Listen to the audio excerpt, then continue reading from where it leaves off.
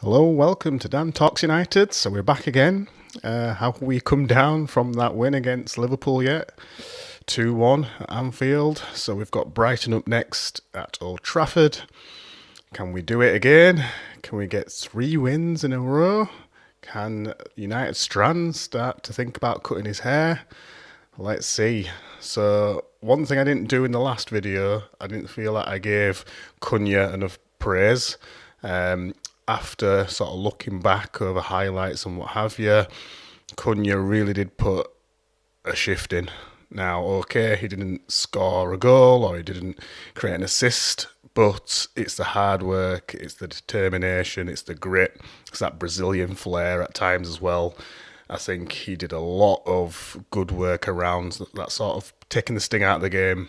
There's a few occasions where there was a few of the Liverpool players around him and he was still coming out of the challenges with the ball, especially towards the end of the game when it was getting a bit tense for the team. He just kept his composure, kept hold of the ball, kept possession for the team, which definitely, like I say, took the sting out of the game and just allows us just to keep that, or just to slow Liverpool's momentum down. And that was really key. And I think these are the sort of things that you don't always think about because it's, like I say, you look out for goals, you look out for assists, you look out for step overs and flair and all that sort of stuff. But sometimes it's just the simple things, but also using the sort of mind over your opponent. And they're all key. It's all essential things. So again, just need to big up Cunha a bit more. Don't feel that I did him justice in that last video, so this is just to say I really do feel that Cunha played really well against Liverpool, and hopefully he's just going to regain that form now, and we'll start to see a bit of that Wolves Cunha where you can start to add some goals and assists, because that'll be key for us to move up that table. So obviously I'm not sure how Amorim's going to set up against Brighton. Obviously they're a different proposition to Liverpool. They've had a bit of a mixed season so far, very similar to us. So what I'm going to do is just going to go over the key elements, the key tactical breakdown of our match against Liverpool. Maybe we can sort of take out some of those principles to use against Brighton as well. I'm not saying that we should play exactly the same, because I feel that we should really look to have a bit more possession against Brighton, especially at home. But some of those key principles that we used against Liverpool, we'll have a look at that right now.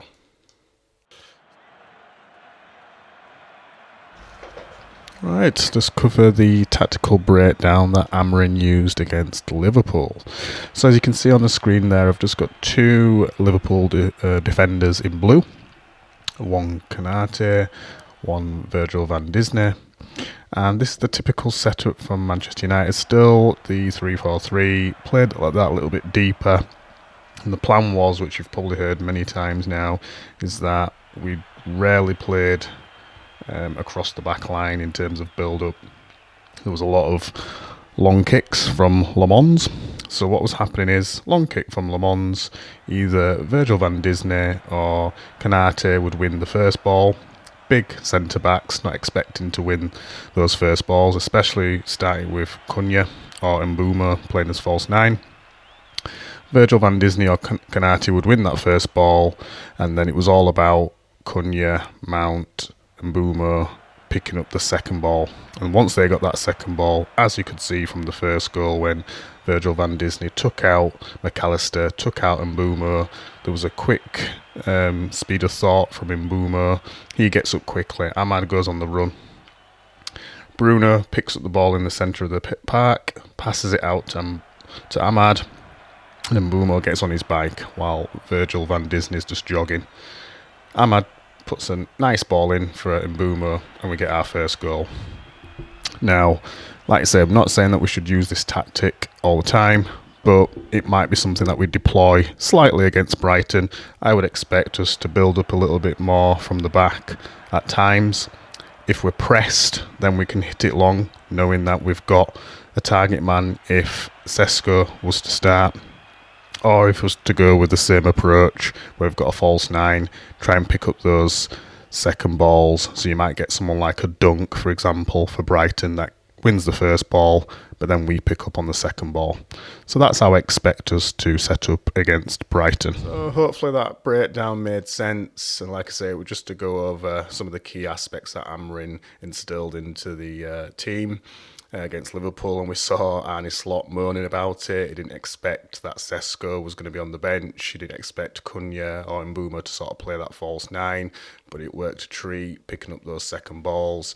So we don't really care about Slot moaning. It's all about us getting wins on the table. So just to go on to Brighton then, just a little bit about Brighton. I've not watched them much this season. As I was saying earlier, they've had a bit of a mixed season so far. Some wins here, some draws, some losses.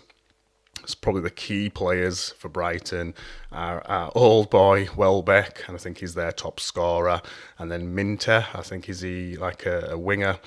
So they're sort of like the two to sort of concentrate on, and then we can have a good look at prospective signing that we may sign. I don't think it'll happen in January because Brighton are holding out firm. But potentially could happen in the next summer transfer window, and that's Carlos Baleba. Now I appreciate he hasn't really been playing very well since the speculation that he might have been coming to us, but it's a good chance if he starts or if he plays for us to have a good look at him and see if he would fit into our team, because I must admit I've not seen loads of him. I've just mainly seen highlights. I'll just come to us in the video now. I'm just going to do predictions first. Tricky one to predict, to be honest, because of our form this season and I suppose Brighton's form this season.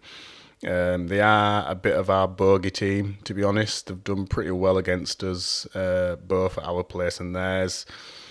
So a tricky one to predict. But, and I think some of this is, and I don't want to jinx anything, but I think some of this is because of the feeling that it's given us that win at Anfield.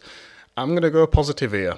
And I'm going to go with a 3-1 win. Now, again, I don't feel that we'll get a clean sheet because I just have a feeling that sometimes our old boys coming back always come back to haunt us. So there's every chance that Welbeck could score or anybody else in the Brighton team because they've got a good attacking players.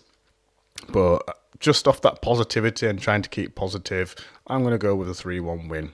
Now, what do you guys think? Put your comments below. Tell me what you think about whether we should do a similar approach that we did against Liverpool or more in line with what we did against Arsenal at the start of the season. Also tell me what you think in regards to who you think should start. Should we put Sesko back up front? I think we should do. Does Maguire get a start after his man of the match performance and that winning goal at Anfield? Does he get a start because of that? Who knows? It'd be a bit... So, I don't know. It would be... unlucky for him not to start because obviously that was a massive win. Takes a bit of pressure off Amorim, so you may be thinking about that when it comes to Maguire. So like I say, tell us what you think. Put your comments below. Thanks again for watching Dan Talks United. Please subscribe because it's really important to new channels. Please like, please share, and I will see you on the next.